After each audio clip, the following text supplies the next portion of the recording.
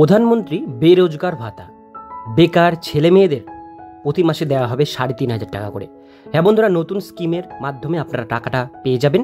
তো এই স্কিম সম্পর্কে আজকে ডিটেলস বিষয়গুলো জানবো। এটা কারা কারা আবেদন করতে পারবেন, আবেদন করবার প্রক্রিয়া কী কী এলিজিবিলিটি কন্ডিশন আছে, সমস্ত কিছু ডিটেলস বিষয় থাকছে আজকের এই ভিডিওটিতে।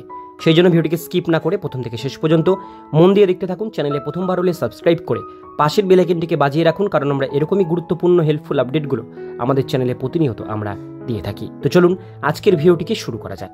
তো বন্ধুরা, এখানে অনস্ক্রিনে আপনারা দেখতেই পাচ্ছেন, প্রথমেই বলা হয়েছে পিএম বেরোজগার ভাতা। আমাদের দেশে বেকারত্ব একটি অন্যতম প্রধান সমস্যা হয়ে দাঁড়িয়েছে। দিনে দিনে যত বেশি মানুষ শিক্ষিত হয়ে উঠছে, তার সমানুপাতে কাজের বিকল্পগুলি বৃদ্ধি পাচ্ছে না, যার ফলে কর্মসংস্থানহীন বেকার যুবক যুবতীর সংখ্যা দেশে প্রতি মুহূর্তে বৃদ্ধি পাচ্ছে। কিন্তু এইবার দেশের বেকার যুবক যুবতীদের পাশে দাঁড়ানোর সিদ্ধান্ত নিয়েছে কেন্দ্রীয় সরকার। এবার আমরা দেখব ডিটেলস বিষয়গুলো, এটা কিভাবে আপনারা আবেদন করবেন, কি কি ডিটেলস বলা হয়েছে।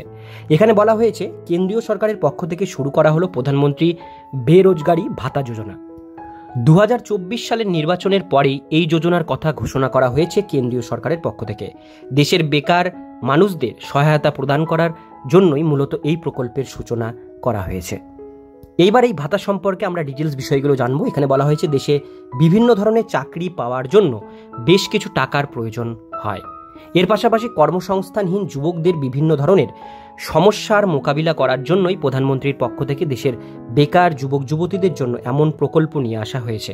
তবে এই প্রকল্পের সুবিধাগুলি পাওয়ার জন্য মানতে হবে বেশ কিছু শর্ত।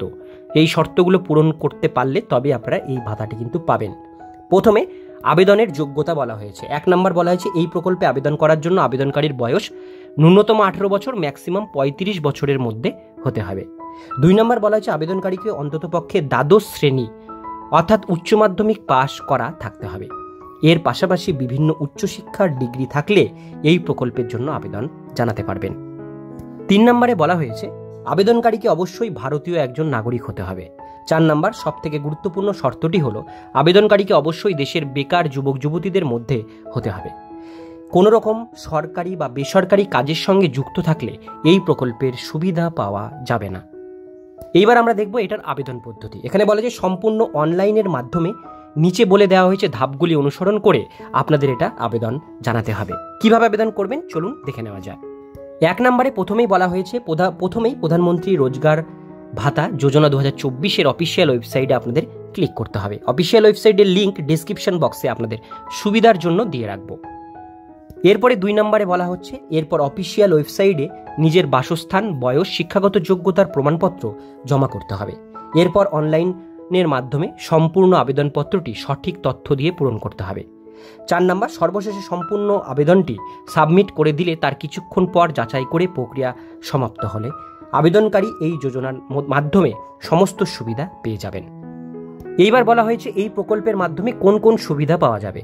প্রধানমন্ত্রী রোজগার ভাতা যোজনার মাধ্যমে প্রতি মাসে নির্দিষ্ট পরিমাণ অর্থ প্রদান করা হবে উপভোক্তার ব্যাংক অ্যাকাউন্টে। এর পাশাপাশি বেকার যুবক যুবতীদের বিভিন্ন ধরনের প্রশিক্ষণের ব্যবস্থাও করা হবে কেন্দ্রীয় সরকারের পক্ষ থেকে।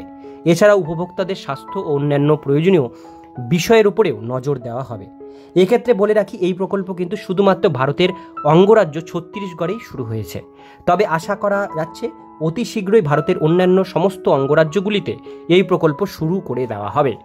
এই বিষয়ে তথ্য আপডেট পেতে আমাদের চ্যানেলটিকে অবশ্যই সাবস্ক্রাইব করে পাশের বেল আইকনটিকে বাজিয়ে রাখুন, কারণ আমরা এরকমই গুরুত্বপূর্ণ হেল্পফুল আপডেটগুলো প্রতিনিয়ত আমাদের চ্যানেলে আমরা আপলোড করে থাকি।